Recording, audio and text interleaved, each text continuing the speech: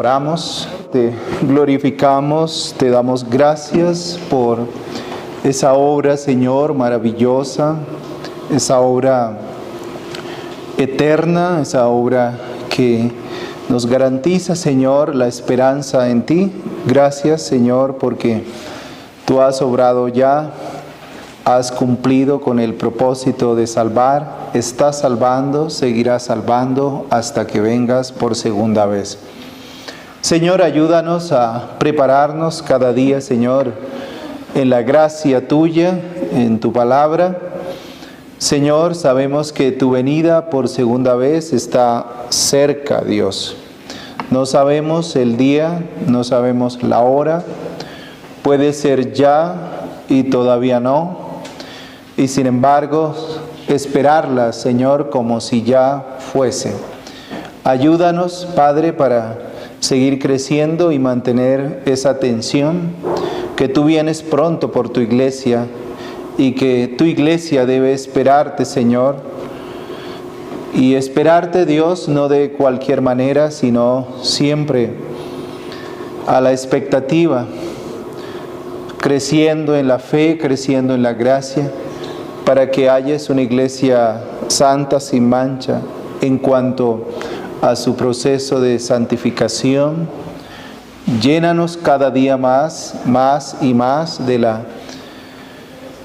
los misterios, Señor, que están revelados en tu palabra del Evangelio. Ayúdanos, Señor, para que de verdad, Señor, podamos ser purificados bajo tu palabra siempre.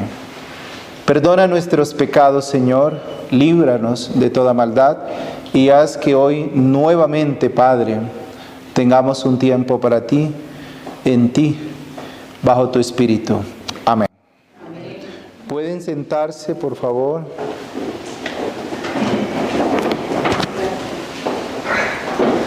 Vamos a tener hoy otra vez la última parte de el tema que estamos estudiando hace 2 domingos, y es el tema del Evangelio, y es el tema del alcance del Evangelio.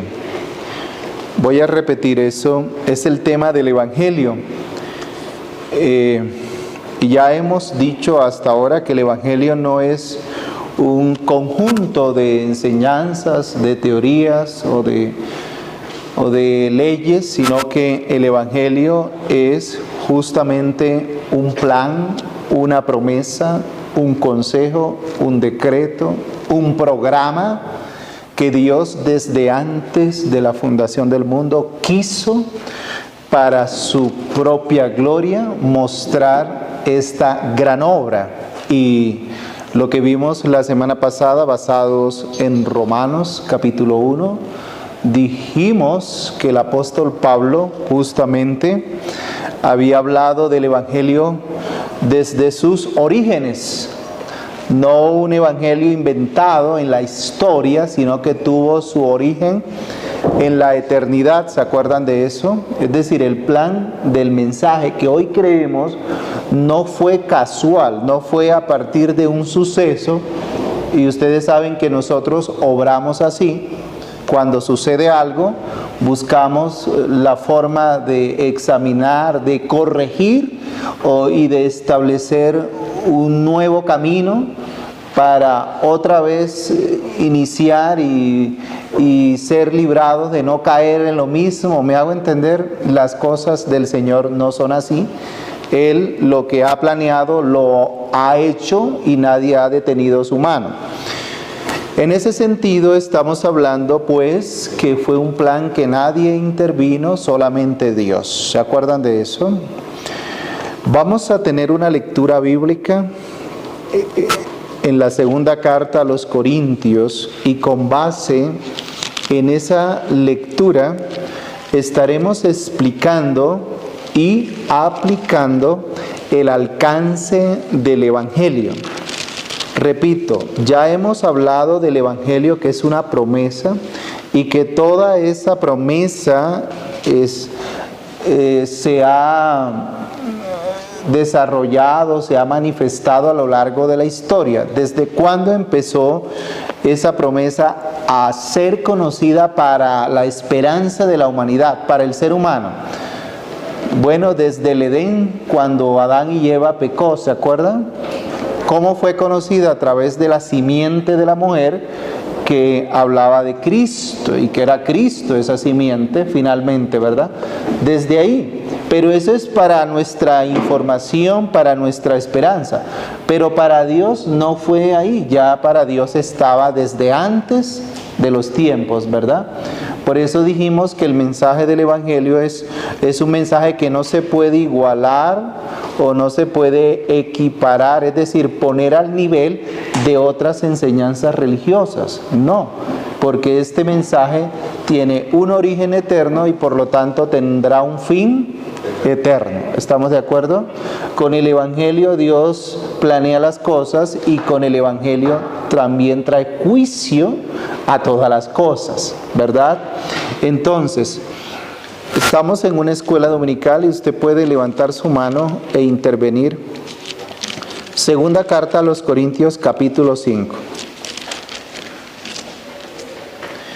En esta mañana, con la ayuda del Espíritu, vamos a examinar a la luz de la palabra el alcance del Evangelio. Cuando digo de alcance me refiero, bueno, ¿para quiénes es el Evangelio? O sea, ¿para quiénes es? Ustedes responderían rápido, pues para toda la humanidad, porque toda la humanidad cayó bajo la primera pareja, Adán y Eva, ¿se acuerdan? Por cuanto por un hombre entró el pecado en el mundo, y por el pecado, ¿la qué? La muerte. Así la muerte pasó a todos los seres humanos, por cuanto todos, ¿qué? Pecaron, ¿verdad? Por un hombre entró la muerte, en este caso por causa del pecado, en este caso a Adán, y esa muerte pasó a todos los hombres. Por un hombre fue creado la vida, todas las cosas tuvieron vida cuando Dios creó. La Biblia dice que Él creó en Jesucristo, en Él fueron creadas, ¿qué cosa? Todas las cosas. En Él las cosas tienen vida, ¿de acuerdo? Por eso era ese hombre, Jesucristo, el que vendría para la esperanza nuevamente de la vida con Dios. Porque esa vida que Dios creó al principio en Cristo, ¿qué pasó con esa vida después del pecado? ¿Dios creó al hombre mortal o lo creó inmortal?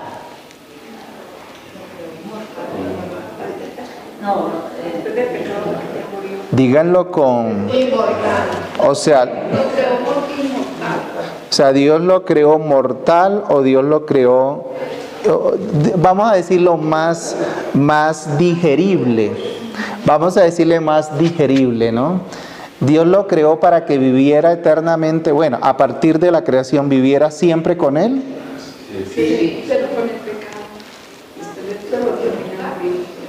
O Dios lo creó para que viviera un tiempo con Él y después sí, sin Él. No, siempre con Él. O sea, en ese sentido lo creó con una vida que mortal o una vida inmortal. Inmortal. Es decir, inmortal, no se complique, es simplemente que lo creó para que tuviese siempre comunión con Él. ¿Me hago entender? Es así nomás, de fácil. Sí, porque cuando uno dice mortal, inmortal, entonces se mete como en camisas de 12 varas. No, 11, ¿no? Ok, entonces, por uno, Dios creó al ser humano con vida, para que tuviese vida siempre con Él. Pero cuando entró el pecado, esa vida con Él, ¿qué? Se separó, quedó desprovista de Dios. ¿De acuerdo? Entonces, Adán, ¿qué da después del pecado? De Adán, ¿qué sale? Muerte.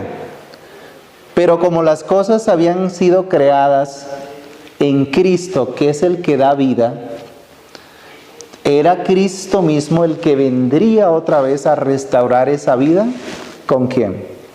Con Dios, con el Señor. Eso es lo que estamos viendo aquí. Que todo empieza con Cristo y todo va a terminar con Cristo.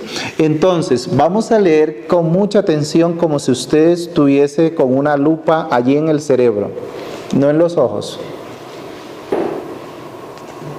Segunda a los Corintios capítulo 5. ¿Estamos? Versículo 13. Bueno, voy a leer desde el versículo 11, pero póngase la lupa en el cerebro, por favor. 5, segunda a los Corintios capítulo, el 5 versículo 11 en adelante. El propósito de esta lectura es que la Biblia nos enseñe hasta dónde va el Evangelio, qué abarca el Evangelio, quiénes se benefician, cuál es su eficacia. ¿Estamos de acuerdo? Conociendo pues el temor del Señor, ¿está hablando quién? Pablo, ¿no? Persuadimos a los hombres, es decir, predicamos a los hombres. Pero a Dios le es manifiesto lo que somos. ¿Estamos ahí leyendo? Lo que somos. Pablo estaba siendo acusado de predicar algo que no era de Dios por unos falsos apóstoles. Estaban criticando su predicación, ¿me hago entender? Pero él pone de testigo ¿a quién? A Dios. Dios era el testigo de Pablo en cuanto a lo que predicaba. Versículo 11. Y espero que también lo sea a vuestras conciencias. ¿Quiénes testifican el evangelio predicado por Pablo? En primera instancia, Dios. Pero también ¿quién tiene la responsabilidad de examinar ese evangelio? La iglesia, ¿verdad? Le está hablando a los hermanos en Corinto. Sigo. No nos recomendamos, pues otra vez a vosotros, sino os damos ocasión de gloriarnos por nosotros, para que tengáis con qué responder a los que se glorían. Repito, habían algunos que estaban predicando un evangelio que no buscaba la gloria de Cristo, de Dios, sino la gloria de ¿quién? De sí mismo. ¿Así habrá gente hoy en día? Ok. Para ver si se glorían en las apariencias y no en el corazón, es decir, no hay piedad en ellos, solamente hay bla, bla, bla. Versículo 13. Como lo estaban acusando, Pablo va a presentar una defensa racional, coherente, cabal, recta de lo que él está predicando. Él no está predicando una locura. ¿Se acuerdan? Que la misma Biblia dice que para los que no creen el Evangelio, ¿qué es? Entonces Pablo, versículo 13, porque si estamos, ahí está hablando irónicamente, ¿verdad? Ustedes me están tildando que no estoy predicando lo que es. Versículo 13, porque si estamos locos, es decir, los apóstoles, porque si estamos locos, ¿qué pasa ahí? Es para Dios, y si somos cuerdos, es para vosotros, es decir, cabal. Ustedes me están tildando que estoy predicando algo que no es correcto, que no es coherente, que no es de Dios. Bueno, si estamos locos es para Dios. Él es. Ahora sí, versículo 14. ¿Cuáles eran las motivaciones que verdaderamente llevaban a Pablo a predicar el evangelio? Versículo 14, ¿lo vieron allí? Dice, porque el amor de Cristo nos constriñe. Él lo estaban acusando de ser un falso apóstol. Quizás, ¿qué estaba pretendiendo a través de esa predicación? ¿Me hago entender? Entonces, es como si le dijeran a una persona, bueno, ¿y usted qué es lo que está buscando aquí? ¿Qué es lo que pretende? ¿Qué es lo que tiene en su corazón allí para estar predicando? Entonces, Pablo, ¿cuál es la base que Pablo pone para su motivación en la predicación del Evangelio? O sea, ¿qué es lo que lo coge allí, lo ancla ahí. O sea, ¿cuál es su motivación? ¿El qué? El amor de Cristo. ¿El amor de qué? De Cristo. Bueno, ya veremos, ¿no? El amor de Cristo. El amor de Cristo, no sé si ustedes se acuerdan de Efesios capítulo 3, versículo 18 y versículo 19. Dice, para que seáis plenamente capaces de comprender con todos los santos cuál sea la anchura, la longitud, la profundidad y la altura. ¿De qué está hablando? Y de conocer, ya tienen Efesios 3, 19, y de conocer que el amor de Cristo que excede todo conocimiento. ¿Estamos de acuerdo? El amor de Cristo, escuchen bien, porque generalmente estas palabras se han puesto últimamente y sobre todo en estos siglos, cuando se habla del amor de Cristo, casi siempre lo primero que uno dice es ¿cuánto me ama Cristo? ¿Verdad? O sea, siempre uno define el amor de Cristo pensando en quién. Tanto es así que hemos diseñado, de alguna manera, hemos construido una frase que dice, Cristo te ama, ¿verdad? Y somos muy rápidos para hablar siempre de las cosas de Dios a nuestro favor. Pero también la base que debemos tener es que debemos hablar de las cosas de Dios. En este caso, Pablo, ¿qué está hablando? Del amor de Cristo. Bueno, ¿y ese amor cómo es? ¿Me hago entender? No tanto cuánto me ama Cristo, sino yo estoy hablando de ese amor de Cristo. Y la pregunta es, ¿en qué consiste? Para tener más claridad, ¿verdad? No tanto cuánto Cristo me ama, no. ¿En qué consiste el amor de Cristo? Es diferente. ¿Me comunico en eso? Porque Cristo tiene ese amor independientemente que haga algo por mí. Es el amor de Cristo. ¿Estamos? Bueno, Pablo dice, es porque el amor de Cristo, ¿qué cosa? Ayúdenme a entender esa palabra. ¿Qué han escuchado de esa palabra? El amor de Cristo nos... Él está hablando de Él y de los apóstoles. ¿Nos qué? Y también de nosotros en esta mañana. Ayúdenme, ¿qué significará esa palabra? El amor de Cristo nos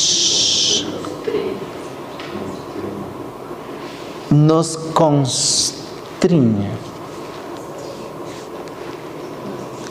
Díganme con qué se comerá eso de constriñe. ¿Qué será? ¿Algún helado? Nos constriñe.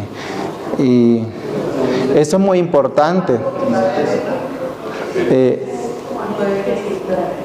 Que de dentro, que mueve todo. No se entristece. Es como un sentimiento. Es algo preciso, precisar, asegurar, mantener o sostener juntos. Oh, ya busco por ahí.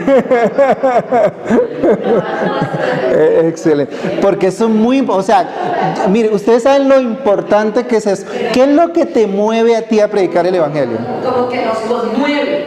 Sí, es algo de conmover. O sea, pero lo dijo como el cómo o le quitas el cómo. O sea, dice nos constringe, nos conmueve. Cambiemos. Ok, ¿saben por qué es interesante saber? Porque yo estoy aquí de pie y por qué ustedes están ahí o por qué ustedes hablan de Cristo. O sea, ¿qué es lo que los mueve? Nos sostiene el amor, la palabra. Pero antes del amor, o sea, ¿qué es? La necesidad de escuchar la palabra de Dios.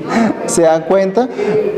¿Por qué estoy insistiendo? Porque probablemente se pueden filtrar, en este caso en la predicación de Pablo, se pudieran filtrar motivaciones que no son correctas en cuanto a Cristo, ¿me hago entender? En cuanto al amor de Cristo.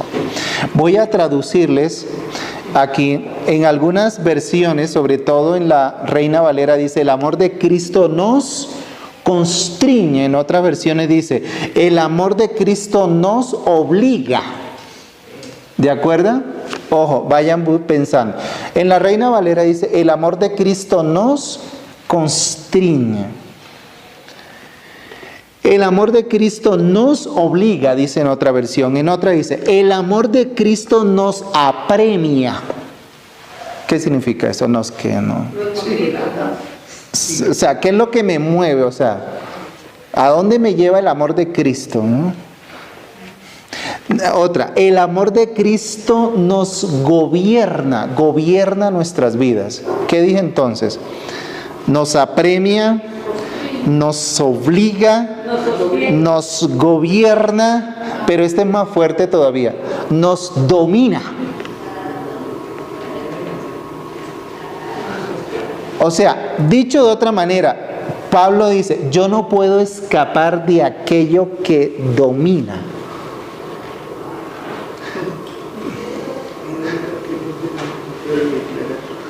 O sea, yo no puedo escapar de eso. Aquello que me gobierna, me domina, me apremia a hacer. O sea, no puedo escapar. No sé si yo no voy a decir, no sé si esa disposición el Espíritu la está produciendo en nosotros. Usted siente un celo santo de hablar de Cristo y de conocer a Cristo.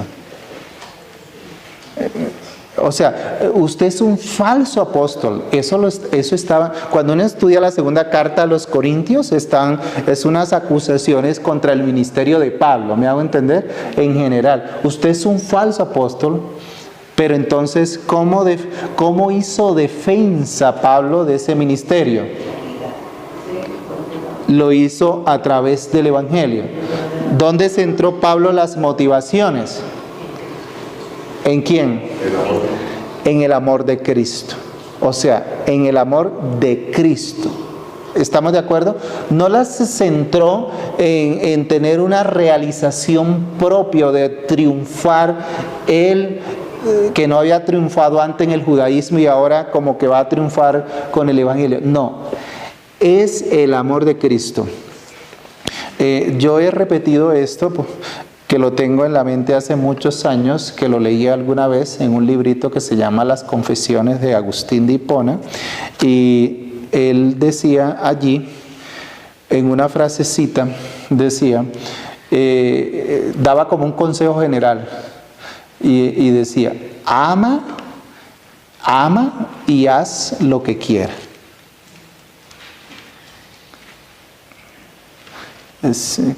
Desenvuelvan esa idea, desenvuélvanla, desempáquenla. ¿Qué significa eso? O sea, lo que él quería, él decía, él había tenido una vida disoluta, una vida desordenada, ¿me hago entender? Pero después, ama y haz lo que quiera.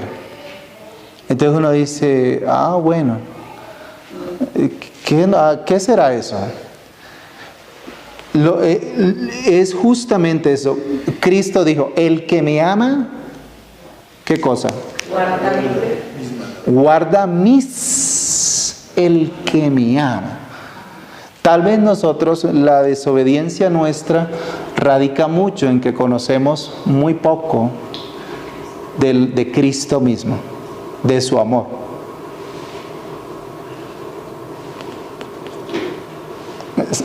Me comuniqué en eso.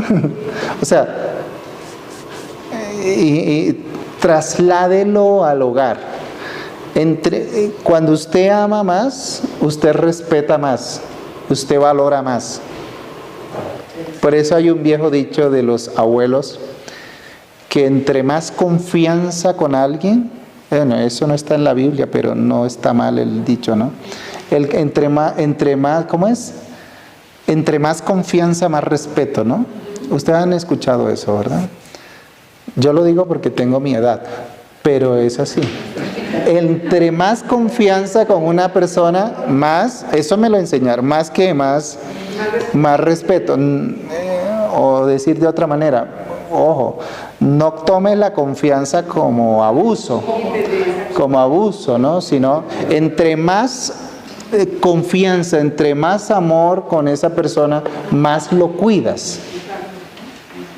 ¿Sí? Bueno, entonces, para empezar, Pablo habla del amor, ¿de qué? De Cristo, era lo que los movía. Entonces aquí es donde voy por la parte del Evangelio. ¿En qué consiste para el Espíritu Santo, mediante Pablo, ese amor de Cristo? Mírenlo ahí. ¿En qué consiste? Porque tenemos que decir, bueno, ¿y qué es el amor de Cristo? ¿Sí me hago entender? Lo que movía a Pablo. ¿Qué dice ahí la palabra? Porque el amor de Cristo nos gobierna, nos apremia, nos insta, nos mueve, me hago entender, nos presiona. ¿A qué? Ahora él va a explicar en qué consiste el amor de Cristo. ¿Estamos de acuerdo? Sí. ¿En qué consiste? Ahora sí, versículo 14. Entonces Pablo va a las entrañas del Evangelio y dice que si uno murió por todos, ¿con qué relaciona el amor? ¿Sacrificio? Sí, pero díganlo con más, con un tema. No sí, es Cristo, pero ¿con qué se relaciona el amor de Cristo? ¿Con el tema de qué? De la muerte.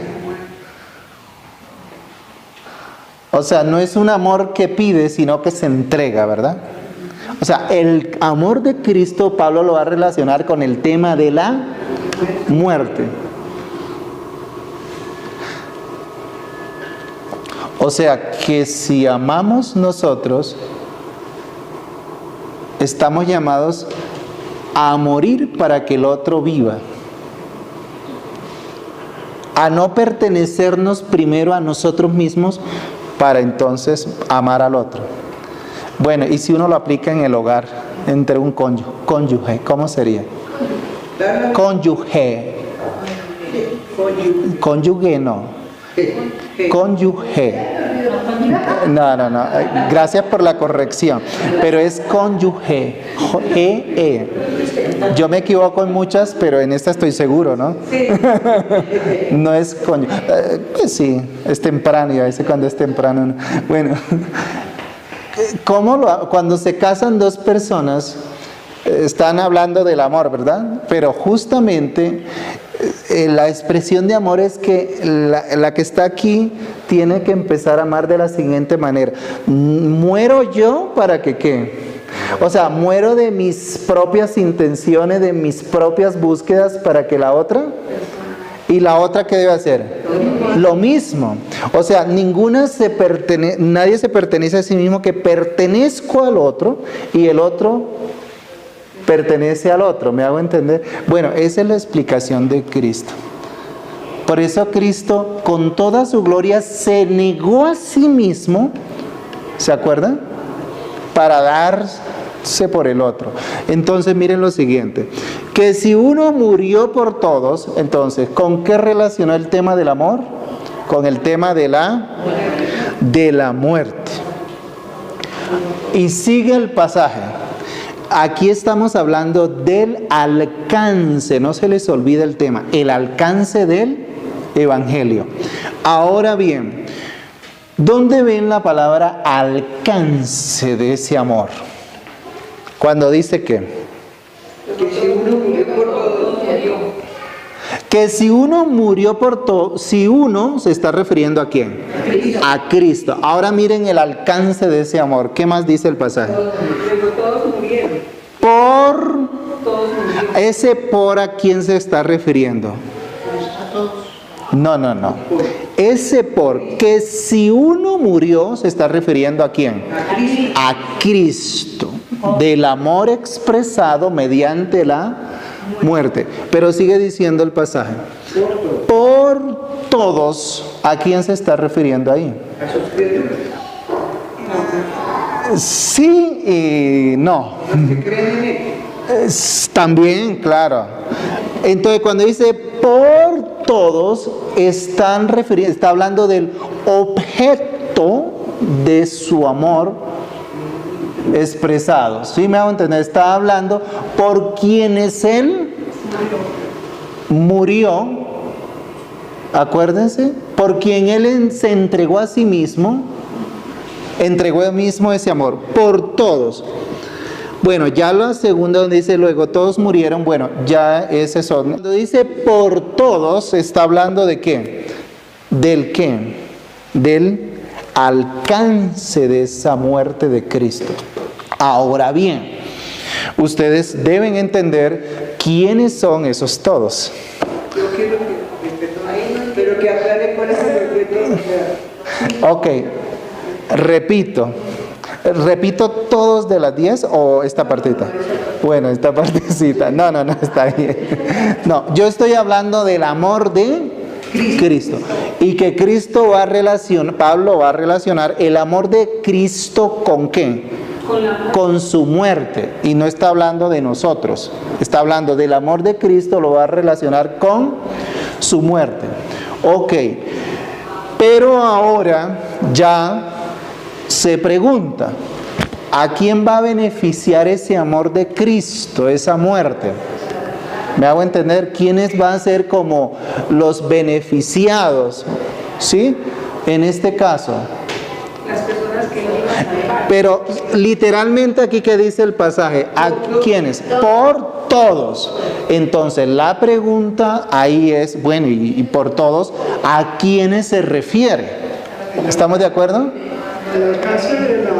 Ahí está hablando del alcance. El alcance de la muerte del Señor Jesús es universal, es para todo el mundo. Otra cosa, o sea, la muerte de él no fue una muerte restringida, fue una muerte universal, alcanza a todo hombre. Y es para todo hombre, en especial para el creyente, pero alcanza a todo el mundo, no es restringida. Ok, en este caso, gracias hermano por la intervención, y ustedes van mirando, cuando dice por todos, ahí está hablando de qué en ese sentido, de él. Para los que viven, o sea, los que quieren... Bueno, ya esa es la parte aplicada, los que creen ya van a vivir, pero todavía no. Yo lo que estoy es deteniéndome primero por todos. En ese sentido, ese alcance es que, ahí sí voy a usar tu palabra, es restringido en la historia misma, en las criaturas mismas, o hacia dónde va. O sea, ¿con quién tiene que ver ese amor de Cristo expresado? Porque algunos no son objeto de ese amor, pero también el amor de Cristo es testimonio para todos. O sea que no hay límite. Bueno, les voy a decir cuál es el límite. Sí hay límites, pero voy a decir cuál es. Busquen, no olviden Génesis 5. Génesis 5. Ya estamos. Y les voy a explicar con este versículo el alcance. ¿Estamos de acuerdo? El alcance. Cuando dice, por todos. ¿Hacia dónde va? ¿Cuáles son los límites? ¿No? Ya lo tienen en Génesis 5. Génesis 5, ¿lo tienen? Bueno, ¿ustedes les gustan las descendencias? A leer las descendencias, los...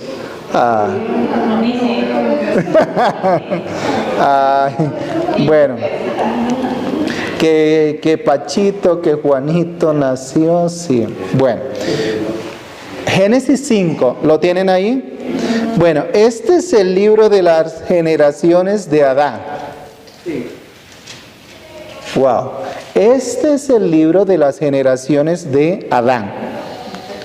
El día en que creó Dios al hombre, a semejanza de Dios, lo hizo. Está refiriéndose a quién ahí. Adán y Eva, ¿cierto? Así fue el diseño original. Varón y hembra los creó, los bendijo y llamó el nombre de ellos Adán. En ese nombre Adán estaba, en el principio estaba incluido también el nombre, pues estaba incluida la mujer. ¿Me hago entender? Antes del pecado, ¿verdad? Después del pecado sí se le da nombre a la mujer. Mira, Esperanza me abrió los ojos y me miró. Y es que nosotros no existíamos antes. No, sí. Es que en el plan de Dios estaban los dos. La Biblia revela el plan de Dios mediante el hombre y la mujer. Ya el nombre de cada uno eso es secundario, ¿me hago entender? Pero los dos, ¿a quién había involucrado Dios en su plan? Tanto al hombre como a la mujer. Sí, porque Esperanza me hace así. Ok, entonces sigo leyendo. Y vivió Adán 130 años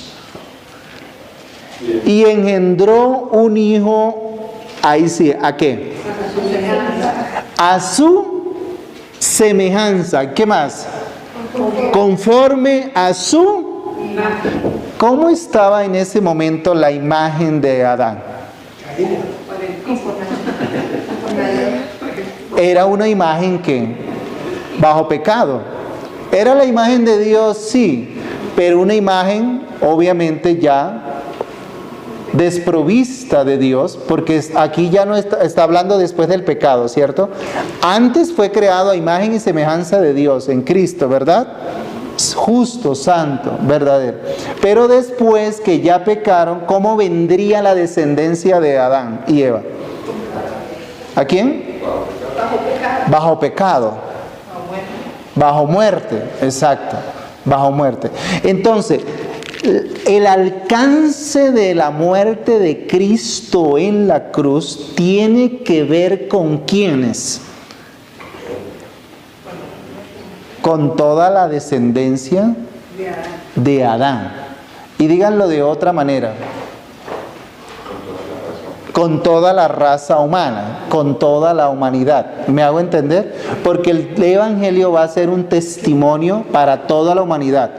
¿Estamos de acuerdo? O sea, toda la humanidad tiene que ver con la obra de muerte y resurrección de Cristo. Toda la humanidad. ¿Me hago entender? Toda la humanidad tiene que comparecer con ese Evangelio. ¿De acuerdo? Ya cuando digo comparecer es que un día en el juicio final, unos serán librados de la ira eterna de Dios por ese Evangelio y otros por ese mismo Evangelio estarán por siempre separados de Dios. Entonces, el alcance tiene que ver con toda criatura amén. Ahora, si hay un extraterrestre que no es bajo la imagen de Dios, que yo no lo creo, pero sí lo hay, ¿me hago entender? Aquí tenemos que precisar que este Evangelio tiene que ver con toda criatura. Y si las personas hoy día quieren no llamarse hombre, ni llamarse mujer, como quiera que es algo así, eso se llama una situación andrógena. Es decir, donde digo que no me determino si soy hombre, pero de todas maneras es un ser. No es que nosotros creamos eso, pero aunque no se quieran llamar, de todas maneras hace parte de los descendientes ¿de quién? De Adán, con una imagen caída. Entonces, precisamos, en cuanto al alcance del Evangelio es para ¿quiénes? Todos los que provienen ¿de quién? De Adán. Ahora sí, introducimos un tema, versículo. Dentro de eso general, ahora vamos a hablar de la aplicación de ese Evangelio a toda la humanidad. La aplicación o la ejecución o la eficacia. Ese Evangelio tendrá una eficacia para condenar y una eficacia para salvar. ¿Estamos de acuerdo? Repito esa partecita, como que no quedó. ¿Sí? ¿La palabra de Dios vuelve vacía en su propósito? No. O sea, el Evangelio tiene una eficacia. Ahora ya es la aplicación. El alcance es que, ¿sí? A todos los descendientes tienen que ver. Nadie puede escapar de ese mensaje. Pero ahora vamos a hablar de la aplicación. Entonces Pablo, ¿qué sigue diciendo aquí? Porque si uno murió por todos, luego todos murieron. En un sentido general, todos tendrán que comparecer a este evangelio. Voy a leer. Y por todos murió para que los que viven. Ok. ¿Cómo puede, aquí cuando se dice para los que viven, ¿a quiénes se están refiriendo allí?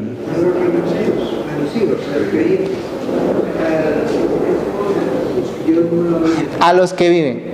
¿Quiénes son los que viven? El versículo 17 lo dice.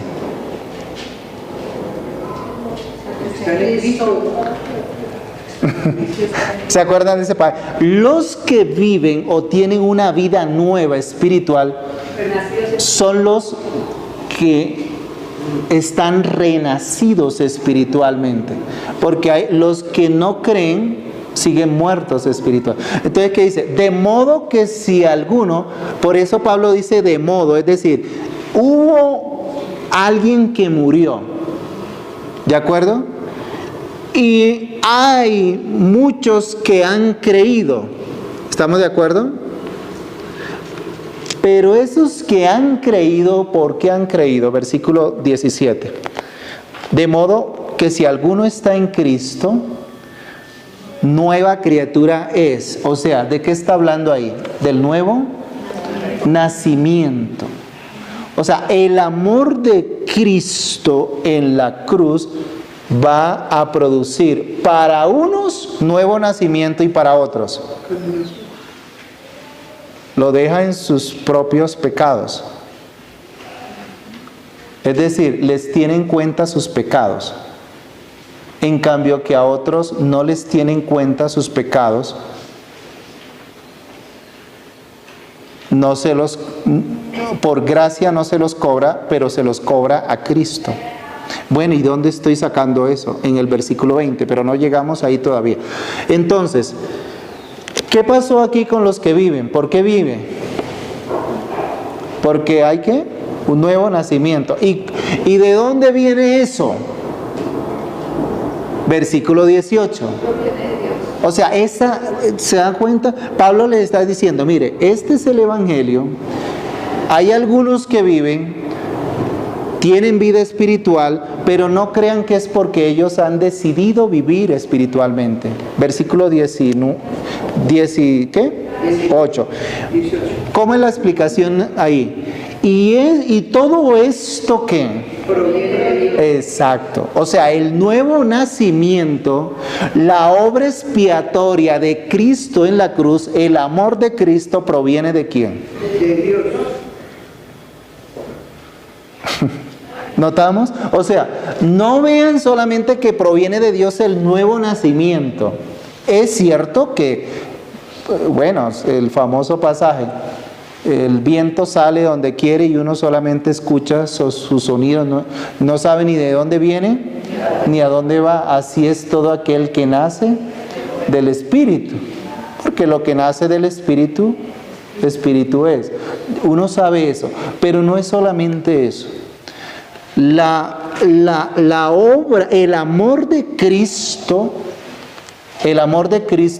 estuvo motivado ¿en quién? ¿En los que le va a expresar su amor o en Él mismo? O sea, ¿cuál fue la motivación de Cristo para expresar su amor? Díganlo. O sea, ¿qué motivó a Dios para expresar su amor? ¿Usted? Porque también éramos Dios del mundo. O sea, Pablo está diciendo, ¿qué me motiva a mí a predicar? ¿Qué está diciendo? Cristo. ¿Y qué motivaba a Cristo a salvar? El Padre. El amor a y por amor a mí mismo. Eso es, o sea, el amor de Dios lo motiva a amar, pero no poniendo la motivación a quien ama, sino a sí mismo. ¿Por qué razón? Porque es la única manera de garantizar que es un amor incondicional y perfecto y puro e infinito. ¿Me hago entender? Porque si Dios pone la motivación en usted, entonces ahí dice, bueno, de pronto a María el Rosario, que ha sido como más afinada en la ley mía, la amo un poquito más, y al otro que ha sido como más contumaz, rebelde, entonces lo amo un poquito menos. ¿Se dan cuenta que no puede ser así?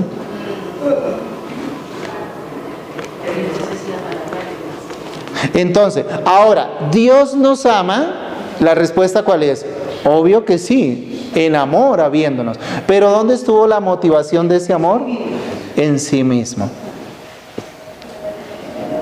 Porque de Él, por Él, son todas las cosas. Entonces, y esto es maravilloso, porque imagínense que Dios nos amara dependiendo de cómo vivimos como hijos de Dios para Él.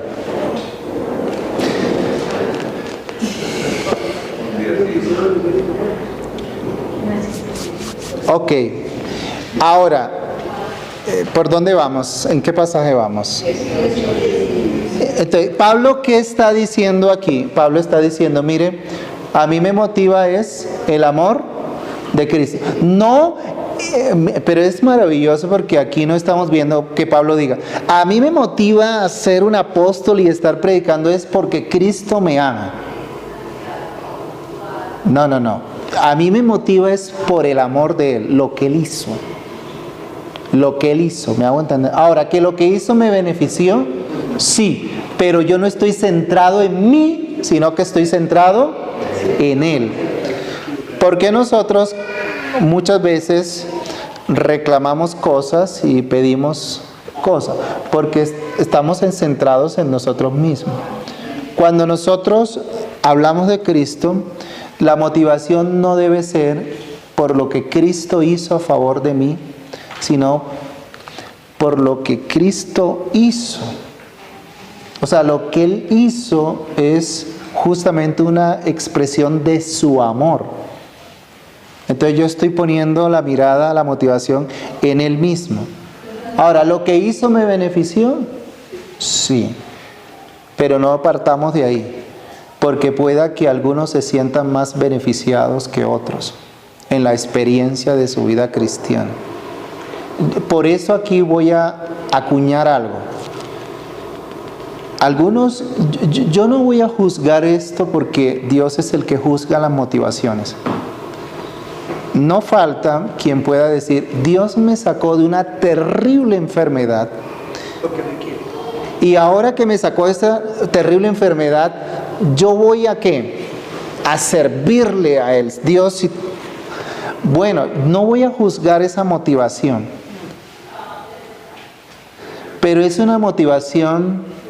Vale causar. O sea, sí, hay que ser agradecido por lo que era. Yo no estoy diciendo que no, me hago entender. Pero con todo, no es una motivación... De Cristo. De Cristo, sí, sí me hago entender. Me estoy basando es cuán bueno ha sido conmigo, y entonces eso es muy humano. Porque el que es bueno con usted, bueno, el que es, ¿usted cómo lo trata? ¿Cómo tiende a tratarlo? Y el que ha sido malo, ¿lo manda a dónde? ¿Sí me hago entender? Entonces, ahí es donde tenemos que, sí, nos motiva el favor de Dios, claro. Pero la experiencia de Dios, muchas veces cuando ahora Sí. nuestros hijos les damos todo, les ofrecemos muchas cosas, Sí. luego ¿Ya timbraste? no son agradecidos. En cambio, a los hijos que se les reciben, que se les coartan, que se les les da duro, son los que más agradecen. Son los más O sea, eso ya es otro cuento, Sí, eso es lo que pasa. pero aplica. Bueno, gracias. Yo quedo confundida en qué sentido. Uy, qué bueno, que quede Ya con confundido. eso, entonces cuando uno ora, está orando muy mal. Porque independientemente le estoy dando las gracias porque me tuvo en cuenta y vea, no es la motivación por mí, sino por Cristo. Exaltando su amor de Cristo. Bueno, entonces,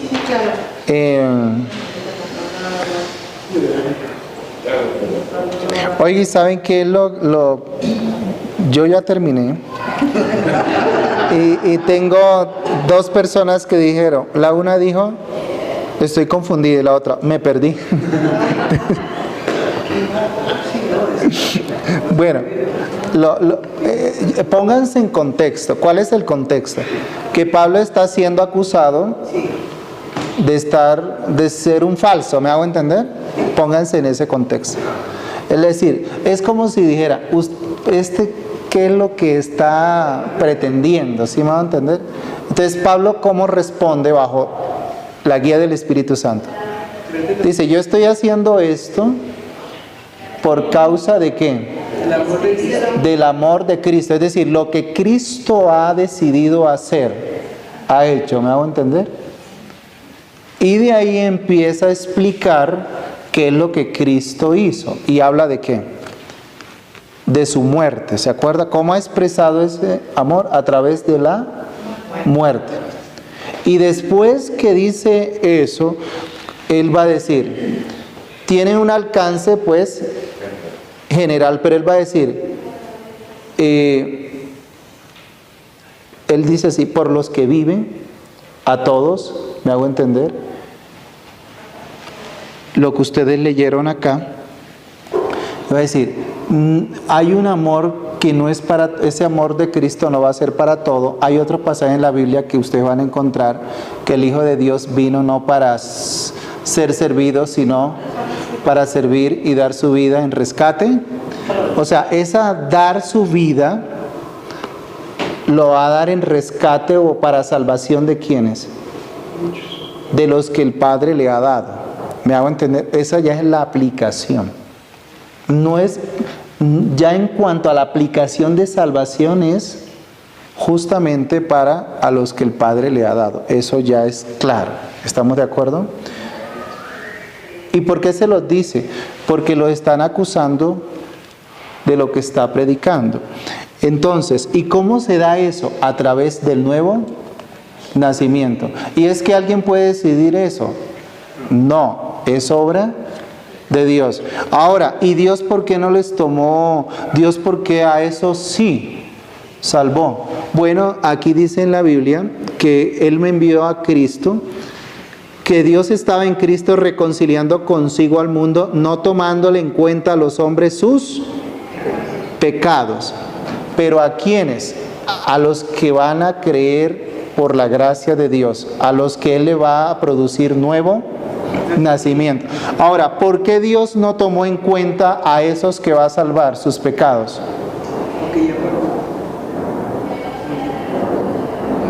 ¿Cuál fue la motivación? El amor a sí mismo. En amor habiéndonos predestinados, ¿sí me hago entender? O sea, una muestra de su amor es que la deuda que debíamos pagar, ¿qué pasa? No la cobró a los que les iba a dar vida, no la cobró. Pero eso quedó ahí, ¿o quién tuvo que pagar esa deuda? Cristo. Jesucristo pagó esa deuda.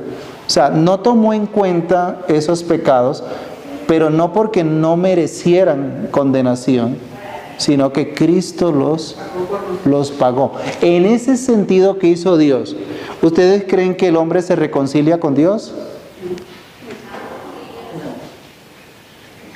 ¿Ustedes por qué dicen no o dicen con base en qué dicen no? Entonces, que Dios estaba en Cristo reconciliando consigo.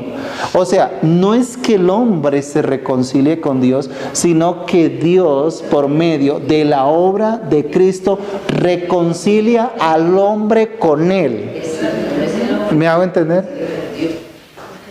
Dios es el que viene y reconcilia a los que creen con Él.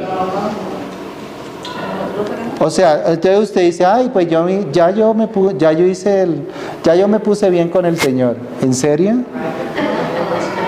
O sea, yo como que ya voy a volver a las cosas del Señor. Cuando tú estás hablando así, estás diciendo, bueno, ya voy a dejar las cosas y ya voy. No, es Dios quien bajo la obra de Cristo te produce nuevo nacimiento para acercarte a ti. ¿Estamos de acuerdo? Bueno, dejemos aquí. Y el ministerio de la reconciliación, ustedes lo leen ahí y tiene que ver con la obra de Cristo, donde Dios justamente reconcilia a unos con Él y a otros los reconcilia con Él. No, ahí vemos la soberanía de Dios. Digamos que el Evangelio aplicado en la reconciliación. O sea, cuando hablamos de aplicación del Evangelio, ¿sí? Dios reconcilia a los que no son de Él con Él. ¿Sí? En ese sentido, nadie va a Dios, sino que Dios viene a los suyos. Bueno, ¿con qué creen ustedes, con qué sensación creen ustedes que yo me voy? ¿Que quedó claro o que quedó confuso?